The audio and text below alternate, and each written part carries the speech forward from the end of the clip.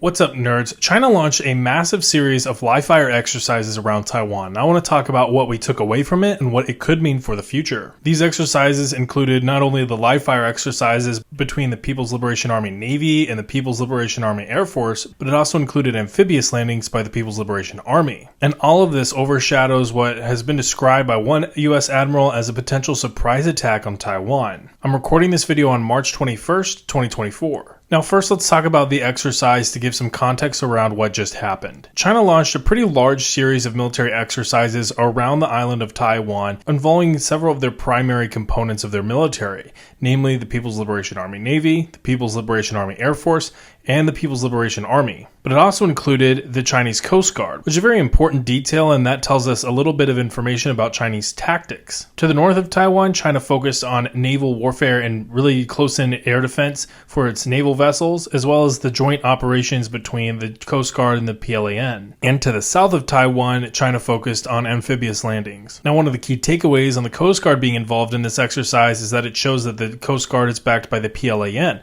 But there's another key takeaway that we're going to talk about here in just a moment that tells us a little bit about Chinese tactics with regards to their Coast Guard and naval operations. Overall, these exercises were much smaller compared to past exercises. For instance, whenever Nancy Pelosi visited Taiwan and whenever the Vice President Kamala Harris visited Taiwan, we saw massive exercises involving a near blockade of the island, missiles overflying the island, and multiple mock amphibious landings. Taiwan has also launched matching exercises, not just on the main island of Taiwan, but for this specific exercise, they launched a series of smaller exercises on the island of Kinmen. And while these exercises by China are not uncommon, they are becoming a growing trend.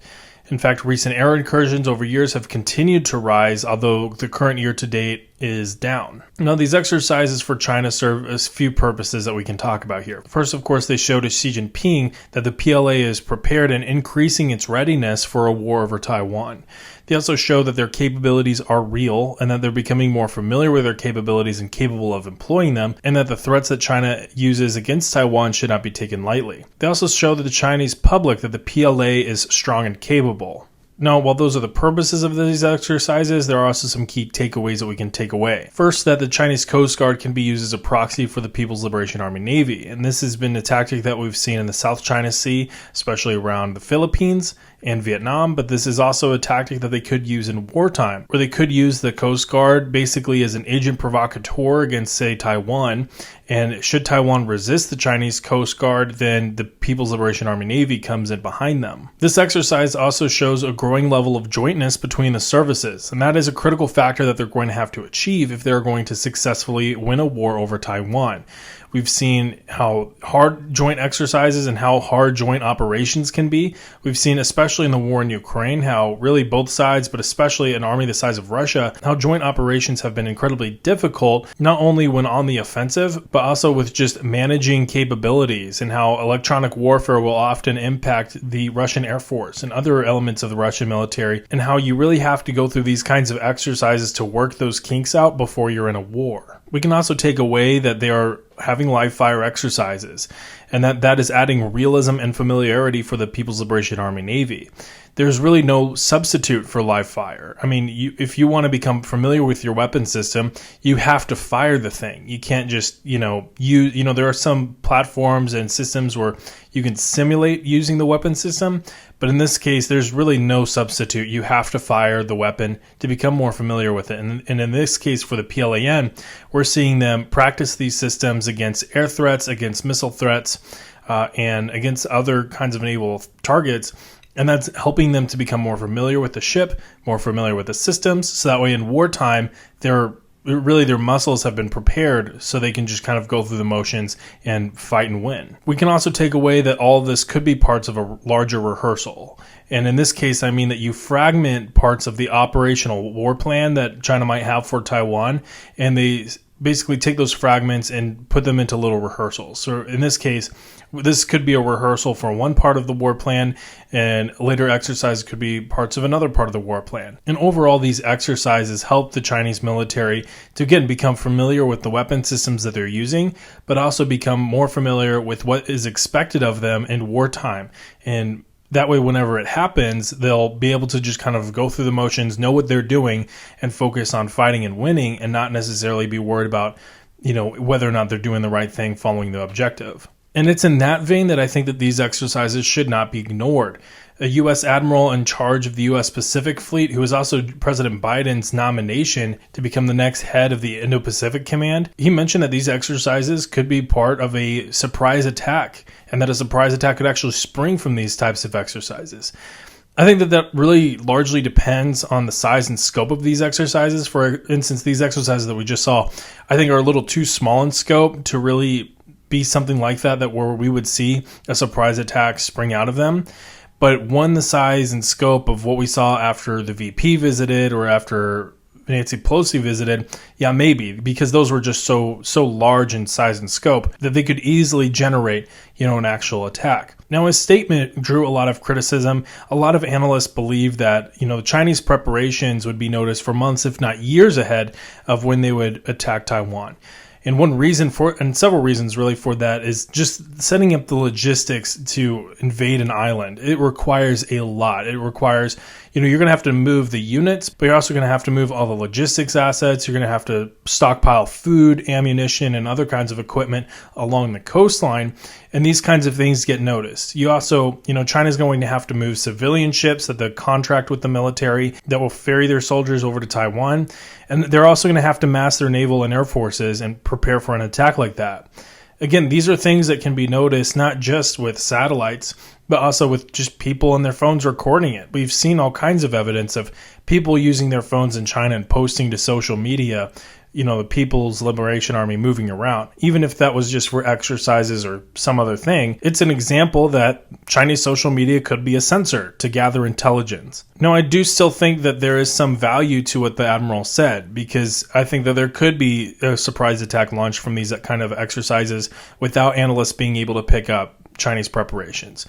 For instance, there could be an opening phase to a surprise attack where it could be think similar to past wars, like the Gulf War, how before the Army went in, there was a month or two long air campaign where the Air Force and the Navy flew around Iraq and destroyed air defense systems, missile systems, command and control nodes, logistics hubs, all of that stuff.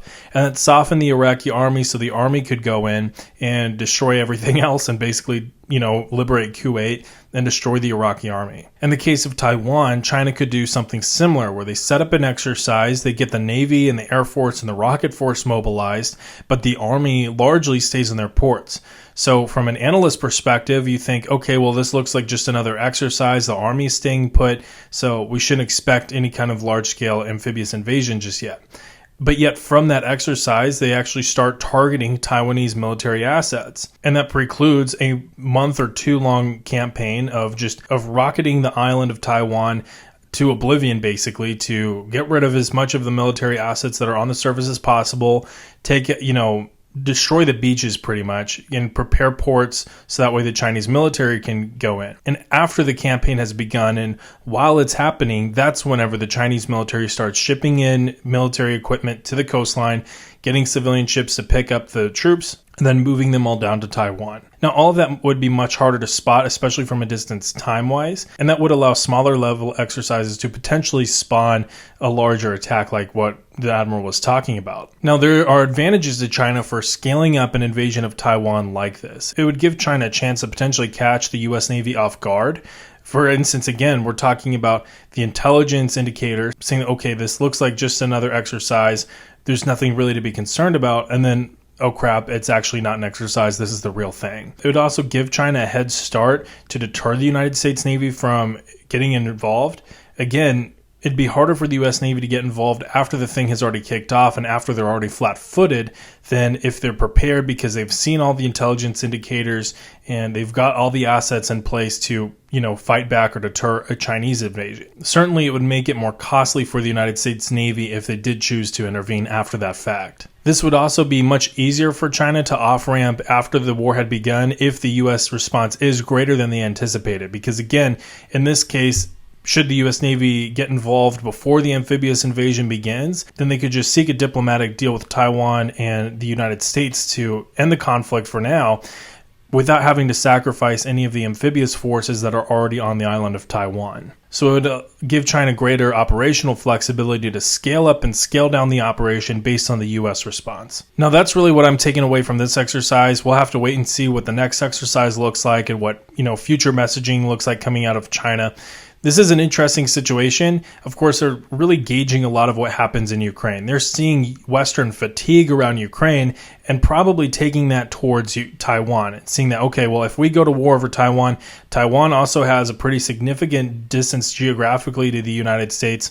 And there's already, I've seen some messaging coming out of some U.S. politicians saying that, Taiwan's far away, so what's the point in helping them? That fatigue from Ukraine might very well directly extend to fatigue over Taiwan, and that might deter U.S. intervention, or at least mute the intervention. So there's definitely a lot to track on this, and we certainly will be tracking that. So be sure to subscribe to this channel if you want to continue this conversation, and if you want to learn more about things that were taken away from the war in Ukraine, as well as other conflicts going on around the world. Like this video if you found it helpful or informative, and comment with your thoughts on this, because there's some things that I pulled out of this, but there might have been some things that I missed, and I want to hear your thoughts on this. This is a conversation that we're having, not just something that I'm putting up and no one's responding to. So with all that being said, I'll see you all later. Bye.